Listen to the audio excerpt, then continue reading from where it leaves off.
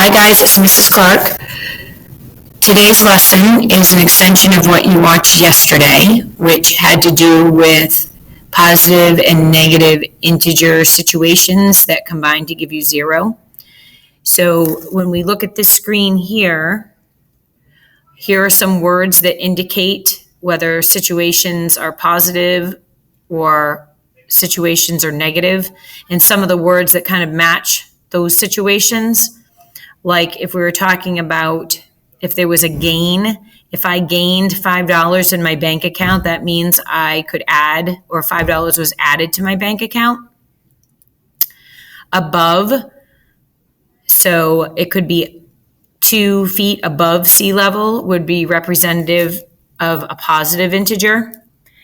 If I put a deposit into the bank, into my bank account, money's getting added into my account. If I make a profit of $200 from selling t-shirts somewhere, that means that I have earned $200. That means that that's $200 I could spend on something else. If I got a bonus of $100 or something like that, then that's additional money that can be added to what I have for money, and it would be considered a positive. If a number is increased by a certain amount, so let's say my hourly salary was increased by $1.25, then that means that whatever I make per hour, I can add $1.25 to that, and that's a positive amount. So let's look at some of the words that have to do with negative integers. If I say I have a loss in my bank account, that means that money was subtracted from it.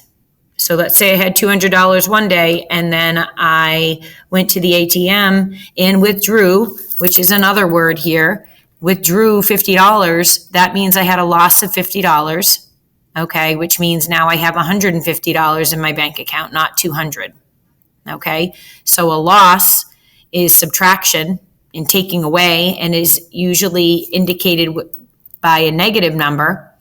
And a withdrawal is the same type of thing. Below sea level, if sea level is technically 0, if we're at below sea level, then that means that we're below 0. So if we're 5 feet below sea level, that means we're at a negative 5 feet. If something was lost, okay, instead of something being gained, if something was lost, then that can be indicated with a negative number as well. You might hear on the news sometimes, if you're walking through a room or something, you might hear that some stock values has dropped. That is not a good thing. If the value of a stock drops, then that means that they're worth less than they were before. So that's why we think of a negative integer for that.